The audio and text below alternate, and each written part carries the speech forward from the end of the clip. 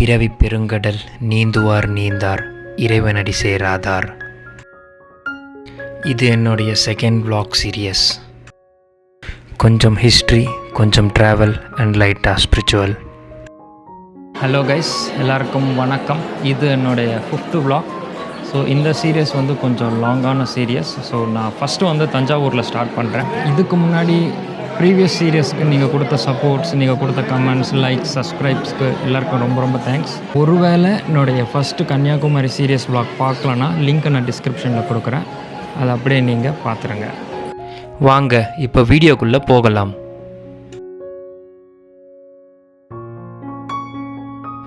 வருஷத்தில் டிசம்பரில் வர லாஸ்ட் 2 வீக்ஸ் முழுக்க எனக்காக மட்டும்தான். ஒரு பக்கம் ஆஃபீஸ் கால்ஸ் அண்ட் இன்னொரு பக்கம் இந்த கூகுள் மேப் சர்ச். கால்ஸ் முடிகிற மாதிரி தெரியல. ஆக்சுவலாக நான் சென்னையில் ஸ்டார்ட் பண்ணி தஞ்சாவூர் வழியாக தனுஷ்கோடி டச் பண்ணி அப்படியே வர்க்கலா பீச்சும் பார்த்துட்டு அந்த அரேபியன் சி வழியாக கோகர்னா போகணுன்றதை பிளான் பண்ணியிருந்தேன். அஃப்கோர்ஸ் கோவா கூட என்னுடைய லிஸ்ட்டில் இருந்தது. பட் நான் தான் 90s கிட் ஆச்சே, எனக்கும் கோவாக்கும் செட் ஆகுமான்றது எனக்கு தெரியல. நான் மேப்பில் பிளான் பண்ணது அட்லீஸ்ட் 70% அச்சீவ் பண்ணாலே அது பெரிய விஷயமா எனக்கு தோணுச்சு. இந்த வாட்டி கொஞ்சம் ப்ரொஃபஷ்னலிசம் இன்க்ரீஸ் பண்ணணுன்ட்டு என்னுடைய டிஷர்ட்டில் என்னுடைய லோகோவே நான் பிரிண்ட் பண்ணேன். ஆக்சுவலாக முன்னாடி நாள் சாயங்காலம் 6 o'clock தான் நான் மேக்ஸில் டிஷர்ட் பர்ச்சேஸ் பண்ணேன். டிஷர்ட் பர்ச்சேஸ் பண்ணி உடனே நான் யார் பிரிண்ட் பண்ணி தருவாங்கன்னு செக் பண்ணும்போது வேளச்சேரியில் ஒருத்தர் நான் குயிக்காக பண்ணி தரேன் அப்படின்ற மாதிரி சொன்னார். அதாவது நான் 7 o'clock அவர்கிட்ட ஹேண்ட் ஓவர் பண்ணேன். 11 o'clock எனக்கு பிரிண்ட் பண்ணி கொடுத்துட்டாரு. என்னுடைய சுச்சுவேஷனை அவர் கிளியராக புரிஞ்சு எனக்காக அவர் ஹெல்ப் பண்ணதுக்கு கண்டிப்பாக அவருக்கு நான் தேங்க் பண்ணணும். அந்த பிரிண்டிங் ஷாப் டீட்டெயில்ஸ் நான் இங்கே கொடுக்குறேன். நீங்களும் வேணால் ஒரு வாட்டி ட்ரை பண்ணி பாருங்கள். நம்மளுடைய லோகோ நம்ம அதே ட்ரெஸ்ஸில் போட்டுட்டு போகும்போது உண்மையிலே அது ஒரு ப்ரொஃபஷ்னலான ஃபீல் கொடுக்குங்க.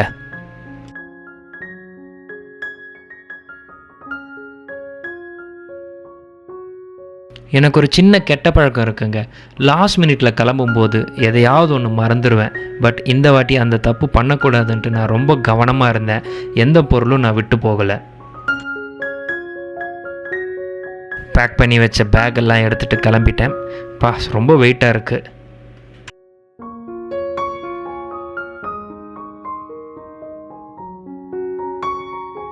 எப்போவுமே அந்த லாங் ட்ராவல் போகிறதுக்கு முன்னாடி அந்த லிஃப்ட்டை ப்ரெஸ் பண்ணுற ஒரு ஃபீல் இருக்கே, அது உண்மையிலே ஒரு வித்தியாசமான ஃபீலுங்க.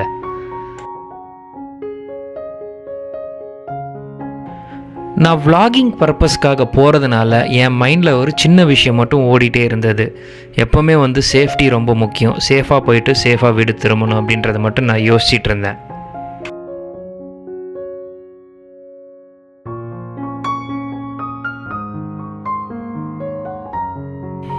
ஒரு வழியாக காரில் எல்லா லக்கேஜஸும் கொண்டு போய் பேக் பண்ணிவிட்டு அந்த இன்ஜினை ஸ்டார்ட் பண்ணும்போது இருக்கிற ஃபீல் இருக்கே, அது உண்மையிலே ஒரு தனி ஃபீலுங்க.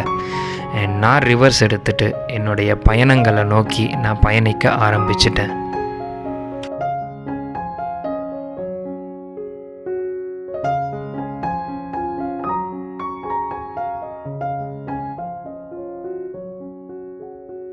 நம்ம சென்னையோட ஒரு முக்கியமான அடையாளம் இந்த OMR ரோடுங்க.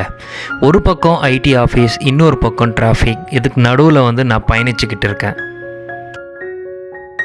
கொஞ்சமாக OMR ரோடை விட்டு அந்த NH ஹைவேக்கு வர ஆரம்பித்தேன்.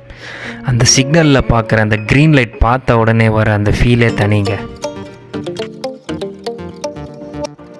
சன்செட் டைமில் ரொம்ப தூரம் ட்ராவல் பண்ண போகிறோன்ற ஃபீல், அதெல்லாம் வார்த்தைகளால் வர்ணிக்க முடியாது.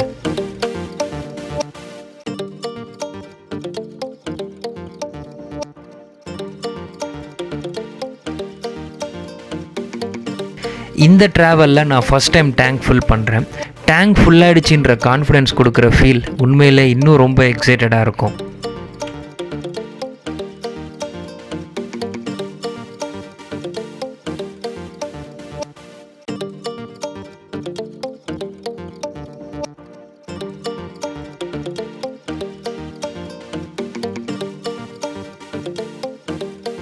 ஹலோ கைஸ், ஸோ இப்போ நான் டுவர்ட்ஸ் தஞ்சாவூர் நோக்கி போயிட்டுருக்கேன். ஆக்சுவலாக அண்டு செங்கல்பட்டுலேருந்தே ரொம்ப டிராஃபிக் அதிகமாக இருந்ததுனால என்னால் ப்ராப்பராக வீடியோஸோ இல்லை வ்ளாகோ பண்ண முடியல. ட்ரைவ் பண்ணும்போது ஒரு ஓரமாக நிறுத்திட்டு, அதுவும் ஒரு ஹோட்டலில், இந்த கிருஷ்ணா பவன்ட்டு ஒரு ஹோட்டல் திண்டிவனம் கிட்ட, அங்கே நிறுத்திட்டு அங்கே என்னுடைய டின்னரை நான் முடித்தேன்.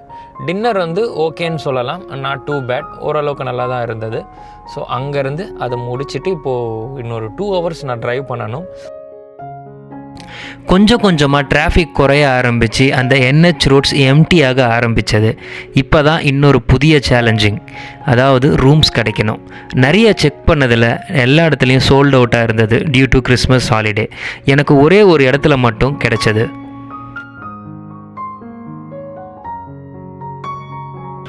கொஞ்சம் இன்டீரியராக இதுதாங்க நாடி கிராண்ட் இன்.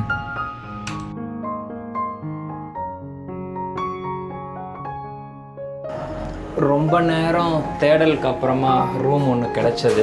அண்ட் ரூம் கொஞ்சம் நல்லா தான் இருந்துச்சு. ஏன்னா கொஞ்சம் இன்டீரியர், இட்ஸ் ஓகே.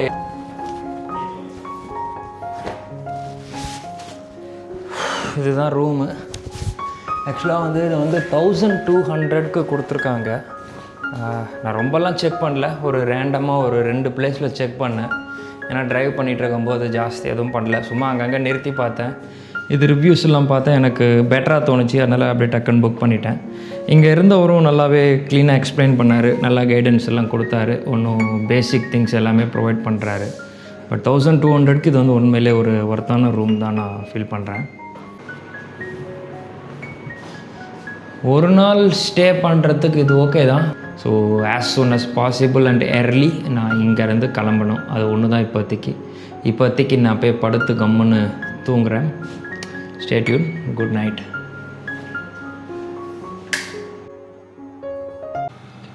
காலையில் நல்லா குளிச்சாச்சு ஃப்ரெஷ்ஷாக. இப்போ டைம் வந்து 9 o'clock ஆகுது. ஸோ இப்போ வந்து நான் டுவர்ட்ஸ் பிருஹதீஸ்வரர் கோவிலை நோக்கி நான் போயிட்டுருக்கேன். அதாவது பெருவுடையார் கோவில். இந்த கோவில் வந்து கண்டிப்பாக எல்லோரும் ஒரு தரையாவது நீங்கள் பார்த்துருப்பீங்க.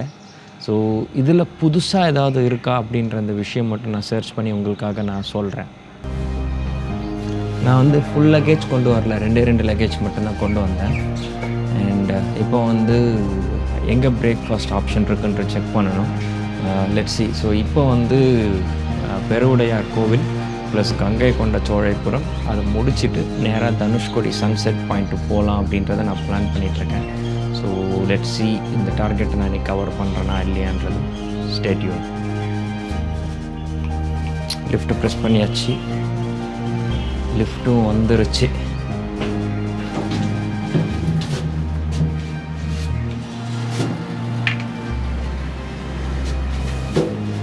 ஏன் லைட்டே இல்லை, இருட்டாக இருக்குது.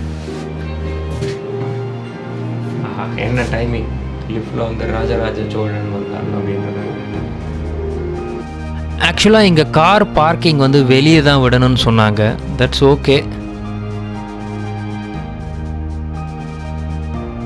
ஸோ இப்போ வந்து சோழ தேசம் நோக்கி ஒரு சின்ன பயணம் ஆரம்பித்தாச்சு.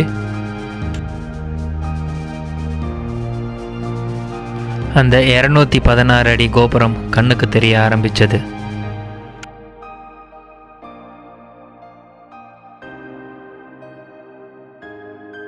அந்த தஞ்சாவூர் கோவிலுக்கு எதிரிலே ஒரு ஹோட்டல் ஒன்று இருந்தது, கிருஷ்ணா பவான்ட்டு.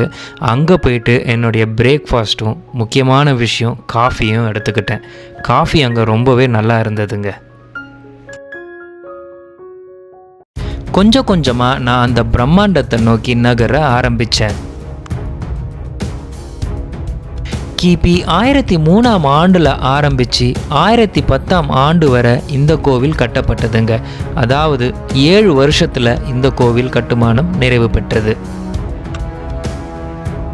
ராஜராஜ சோழனின் சிவபக்தியையும் தமிழ் பற்றையும் உணர்த்துவதற்காகவே இந்த பிரம்மாண்ட கோவில் கட்டப்பட்டிருக்குங்க. இந்த இடத்துக்கு ராஜராஜேஸ்வரம் என்று அழைக்கப்பட்டது. அதாவது முதலாம் ராஜராஜ சோழனால் இந்த பெயர் சூடப்பட்டது. பிற்காலத்தில் மராட்டிய மன்னர்களால் இந்த கோவில் பிருஹதீஸ்வரர் கோவில் என்றும் அழைக்கப்படுது. வந்து கொஞ்ச நேரம் இது ஃபுல்லாக சுற்றி பார்க்கணுன்றது மட்டும்தான் தோணுச்சு. அப்படியே ஸ்தம்பித்து போய் நின்னார். உடலுக்கு உயிர் எவ்வளோ முக்கியமோ அதே மாதிரி கோவிலுக்கு முக்கியமான அந்த கருவறை, அந்த உயிர் எழுத்துக்களை உணர்த்தும் வகையில் அந்த சிவலிங்கம் 12 அடியில் அமைக்கப்பட்டது. அதே மாதிரி இந்த உயிரை தாங்கும் உடல், அதாவது சிவலிங்கத்தை தாங்கும் அந்த பீடம், அது மெய்யெழுத்தை குறிக்கும் வகையில் 18 அடி உயரத்தில் அமைக்கப்பட்டிருக்கு. இந்த உயிர் மெய் எழுத்துக்களை உணர்த்தும் வகையில் 216 அடி உயரத்தில் இந்த கோபுரம் அமைஞ்சிருக்கு. இங்கே இருக்கிற ஒரே கல்லாலான நந்தி பகவான் கிட்ட இருந்தும் பெருவுடையார் வரைக்கும் 247 அடி தூரம் இருக்குது. அதாவது உயிரெழுத்து 12, மெய்யெழுத்து 18, உயிர்மெய் எழுத்து 216, ஒரு ஆயுத எழுத்தும் சேர்ந்து 247 அடி தூரம் இருக்குங்க. அந்த சிகரத்து மேலே இருக்கிற 80 டன் கல் எப்படி நிறுவ பெற்றதுன்றது இன்னைக்கு வரையும் ரொம்பவே ஆச்சரியமான ஒரு விஷயமாகவே இருக்குங்க. இதுவரையும் நான் சொன்ன விஷயங்கள் எல்லாருக்குமே நல்லா தெரிஞ்சிருக்கும். இப்போ நான் சொல்ல போகிற விஷயம் இந்த டெக்னாலஜி பற்றி, எந்த டெக்னாலஜி யூஸ் பண்ணியிருக்காங்க அப்படின்றது தான் நான் சொல்ல போகிறேன்.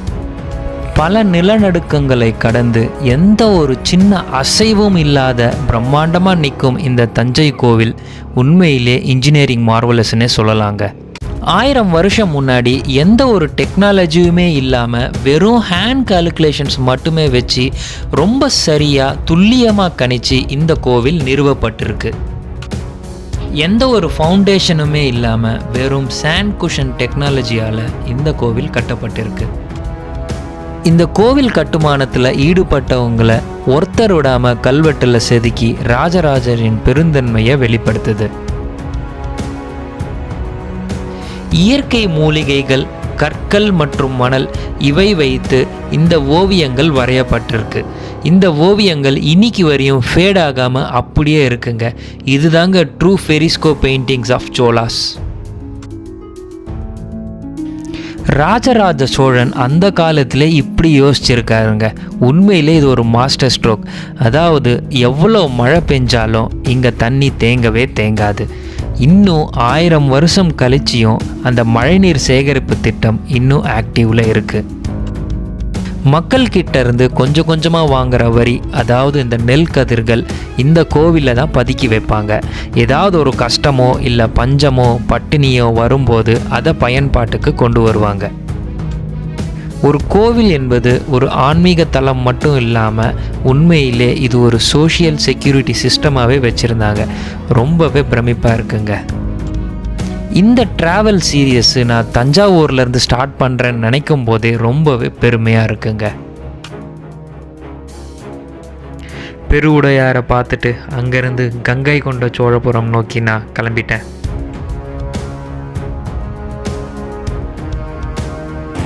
சின்னதாக ஒரு பிரேக்கை மட்டும் எடுத்துக்கிட்டேன். ஆக்சுவலாக தஞ்சாவூரில் லஞ்சை முடிச்சுட்டு ஒரு 70 கிலோமீட்டர்ஸ் கிட்ட ட்ரைவ் பண்ணி வந்துட்டு ஆல்மோஸ்ட் இன்னும் ஒரு 10 கிலோமீட்டர்ஸ் தான் இருக்குது இந்த கங்கை கொண்ட சோழபுரம் போகிறதுக்கு. அண்டு ராஜராஜ சோழன் அவர்கள் கங்கையில், அதாவது அந்த வடக்கு மாநிலத்தில் போய் வென்று அங்கேருந்து இந்த கங்கையை கொண்டு வந்ததுனால இந்த கங்கை கொண்ட சோழபுரம் அப்படின்ற மாதிரி சொல்கிறாங்க. அண்டு நான் காலையில் பார்த்தது தஞ்சாவூர் பெரிய கோவில். அதே கோவில் மாதிரி கிட்டத்தட்ட ரெப்ளிகா ஆஃப் அந்த பிரகதீஸ்வரர் டெம்பிள் மாதிரி தான் இந்த கங்கை கொண்ட சோழபுரம் இருக்குன்ற மாதிரி சொல்கிறாங்க. ஸோ எப்படி இருக்குன்றது தெரியல. நான் காலையில் ரொம்ப நேரம் டைம் ஸ்பெண்ட் பண்ணி இங்கே வர்றது இன்னும் அதோடைய எக்ஸைட்மெண்ட் ரொம்ப அதிகமாக இருக்குது. சோழனுடைய வரலாறு தெரிஞ்சுக்கிறதுல ரொம்பவே ஆர்வம் அதிகமாக வந்துருச்சு. என்னுடைய க்யூரியாசிட்டியும் ரொம்ப அதிகமாக இருக்குது, இன்னும் நிறைய தெரிஞ்சுக்கணுன்ட்டு. நான் ஜஸ்ட்டு இந்த டெம்பிள்ஸ் பற்றி மட்டும்தான் நான் இப்போதைக்கு தெரிஞ்சுக்கிட்டு இருக்கேன். அதாவது ஒரு கோவிலும் ஒரு வெற்றியை குறிக்குது. இங்கே இப்போ ரொம்ப அமைதியாக போய்கிட்டு இருக்கிற இந்த கொள்ளிடம் ஆறு ஒரு காலத்தில், அதாவது 1000 வருஷம் முன்னாடி இங்கே இருக்கிற ஒவ்வொரு சொட்டு தண்ணியும் இந்த ராஜராஜ சோழனின் வீரத்தை பற்றி ரொம்பவே அதிகமாக சொல்லும். மழை, நதி, கடல் இந்த மூன்றுக்கும் இருக்கிற ஒத்துமையும் இதோடைய பந்தங்களும் யாராலையும் பிரிக்க முடியாது. அதே மாதிரி தான் இன்றைக்கி இந்த ராஜராஜ சோழனின் பெருமையும் காலத்தினால் அழியாத ஒரு பொக்கிஷமாக இருக்குது. இன்னும் நான் நிறைய சொல்கிறேன் உங்களுக்கு இதை பற்றி. இன்னொரு பிரம்மாண்டமான கோபுரம் கண்ணுக்கு தெரிய ஆரம்பித்தது. ஆமாங்க, இதுதாங்க கங்கை கொண்ட சோழபுரத்தின் கோபுரம். இந்த கங்கை கொண்ட சோழபுரம் தஞ்சை கோவிலின் மறு உருவம்னே சொல்லலாங்க. இந்த கங்கை கொண்ட சோழபுரம் கோவிலின் பிரம்மாண்டமான தோற்றம் தஞ்சையை விட இது கொஞ்சம் மென்மையாக, அதாவது கொஞ்சம் கேர்வியாக தெரியுங்க. தஞ்சை பெரிய கோவிலை கட்டினது ராஜராஜ சோழன். அவருடைய மகன் தான் ராஜேந்திர சோழன். தந்தை ஒரு பெரிய சாதனை பண்ணால் அவருடைய மகன் அதை விட பெருசாக சாதனை பண்ணணும்னு நினைக்கிறது சகஜம் தானே. வடதிசை கங்கையை தென்திசை சிலையாக்கி தன் தந்தை விடுத்த சவாலுக்கு மகனிட்ட விடை, கல்லில் வடித்த கவிதை இந்த கங்கை கொண்ட சோழபுரம். இந்த கோவிலுடைய வரலாறு உங்களுக்காக. தன் படை தளபதி அரையன் ராஜராஜனை முன்னிறுத்தி ராஜேந்திர சோழன் வட இந்தியாவை நோக்கி புறப்பட்டார். போகிற வழியில் ஒடிசா, அப்போதைய கலிங்கம், கோச்சலம், வங்காளம் வரைக்கும் அவருடைய புலிக்கொடி பறந்தது. வங்காளத்தை ஆண்டுகிட்டு இருந்த மகிபாலன் அப்படின்ற மன்னரை ராஜேந்திர சோழனோட படைகள் தோக்கடிச்சது. இதுதான் வரலாற்றிலேயே ஒரு தென்னிந்திய மன்னர் வடக்கே போய் செஞ்ச மிகப்பெரிய வெற்றி. வெற்றி பெற்ற நாடுகளிடமிருந்து ராஜேந்திர சோழன் நிலத்தையோ பொன்னையோ கேட்கல. அவர் கேட்டது ஒரே ஒரு விஷயம்தான், புனிதமான கங்கை நீர். தோற்கடிக்கப்பட்ட மன்னர்கள் தலையில் கங்கை நீரை சுமந்து வர செஞ்சு அதை தென்னகத்துக்கு கொண்டு வந்தார். அதனால தான் இவரை கங்கை கொண்ட சோழன் என்று அழைக்கப்படுறாங்க. கிபி 1035 இந்த கோவில் கட்டப்பட்டது. தன் தந்தைக்கு மரியாதை அளிக்கும் வகையில் இந்த கோபுரம் சிறிதளவு உயரம் கம்மியாகவும் நிறுவப்பெற்றது, அதாவது 185 அடி. வடக்கிலிருந்து கொண்டு வந்த கங்கையை இப்போ நீங்கள் பார்க்குற கிணத்துல தான் கொட்டப்பட்டதுன்ட்டு சொல்கிறாங்க. இன்றைக்கி நம்ம பார்க்குற இந்த கற்கள் ஒவ்வொன்றுமே ஒரு சோழ வீரனோட வெற்றியையும் ஒரு மகனோடைய லட்சியத்தையும் பறைசாற்றுது. இது வெறும் கோவில் இல்லைங்க, இது தமிழனோட இன்டர்நேஷ்னல் விக்ட்ரி மோன்யூமெண்ட். வடக்கே கங்கை கொண்டான், தெற்கே தன் கலைக்கு மகுடம் சூடினான், இந்த வையமே வியக்கும் கங்கை கொண்ட சோழன். இந்த சோழ சாம்ராஜ்யத்தை பற்றி தெரிஞ்சுக்கும் போது ரொம்பவே கூஸ்பம்ஸாக இருந்துச்சு. ஒருவேளை நான் ஏதாவது மிஸ் பண்ணியிருந்தா கண்டிப்பாக கமெண்ட்டில் போடுங்க. இப்போ நான் ராமநாதபுரம் நோக்கி கிளம்பிட்டேங்க. மறுபடியும் அதே டென்ஷன், ரூம் ஏதாவது கிடைக்குமா கிடைக்காதா அப்படின்றது. சரி ஓகே, கிட்ட போய் பார்த்துக்கலான்ட்டு விட்டுட்டேன். இங்கே ஒரு பேக்கரியில் நான் காஃபி மட்டும் எடுத்துக்கிட்டேன். காஃபி இங்கே நல்லாவே இருந்தது. இன்னொரு 150 கிலோமீட்டர்ஸ் ட்ரைவ் பண்ணணும். போகிற வழியில் ஏதோ ஒரு சின்னதாக ரொம்ப இம்ப்ரெஸ்ஸான ஒரு பிளேஸ் என் கண்ணில் பட்டது. உடனே நான் காரை நிறுத்திட்டேன். இதுதாங்க அந்த அழகான 18ஆம் பொன் படிகள். இந்த கோவில் ரொம்பவே அமைதியாகவும், கீழே ஒரு சின்னதாக சுவாமி சரணகோஷமும் போட்டுக்கிட்டு இருந்தாங்க. என்னன்னு தெரியல, தானாக இங்கே நின்றுடுச்சு என்னுடைய கார். காலையிலேருந்து நான் ரொம்ப தூரம் ட்ராவல் பண்ணி வந்ததுக்கு இந்த கோவிலில் வந்த உடனே அப்படி ஒரு ரிலாக்ஸுங்க. உண்மையிலே அந்த ஐயப்பனின் முகத்தை பார்க்கும்போது எதுவுமே வார்த்தைகள் வரலை. சுவாமியே சரணம் ஐயப்பா அப்படின்ற ஒரு வார்த்தை மட்டும்தான் வந்தது.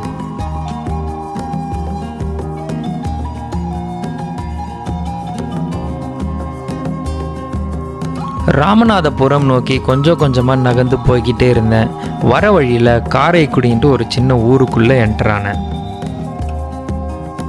அங்கே என்னுடைய டின்னரை நான் முடிச்சிட்டேன். ராமநாதபுரம் லோக்கலில் இருக்கிற ஒருத்தர்கிட்ட கேட்டேன். அவர் எங்கேயுமே ரூம்ஸ் இல்லை, உங்களுக்கு வர வழியில் ஏதாவது கிடைச்சா ரூம் தயவுசெய்து செக்இன் பண்ணிவிடுங்க அப்படின்னாரு. எனக்கும் வர வழியில் ஒரு அழகான ரூம் ஒன்று கிடைச்சது.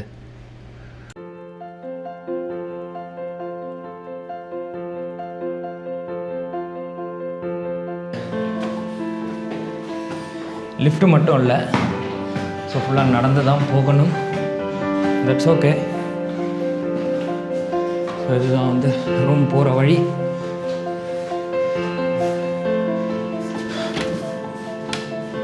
ஸோ ஓகே, அட்லாஸ்ட் ஒரு ரூம் ஒன்று கிடைச்சது. அது வரையும் போகிறோம்டா அப்பா.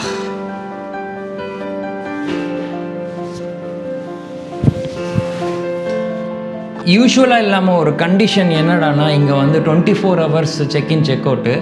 ஸோ இப்போ வந்து நான் 11:30க்கு நான் செக்இன் பண்ணியிருக்கேன். ஸோ நாளைக்கு இதே டைமுக்கு நான் செக் அவுட் பண்ணாலே போகிறோம். ஸோ இங்கேருந்து நிறைய பிளேசஸை பார்த்துட்டு ஒழுங்காக இங்கேருந்து அதுக்கப்புறமா கிளம்பி போகலாம். இஃப் ரிக்வயர்ட்னா இங்கே வந்து எக்ஸ்டெண்ட் பண்ணலாம். நாளைக்கு வேணும்னா கூட பார்த்துக்கலாம். ஒன்று பார்த்தா ஒரு டபுள் பெட்டு, நல்ல வேலை ஏசி இருக்குது. மெயினாக வந்து இந்த ரெஸ்ட் ரூமில் வந்து கீசர் இருக்குது. ரூம் நல்லா தான் இருக்குது. ஒரு டபுள் பெட்டு, பாத்ரூமும் நல்லா ஹைஜீனிக்காக இருக்குது. ஒரு ஏசி ப்ளஸ் டிவி இருக்குது. இப்போ டிவி பார்க்குற டைம்லாம் எனக்கு இல்லை, நான் கம்முன்னு படுத்து தூங்கணும்.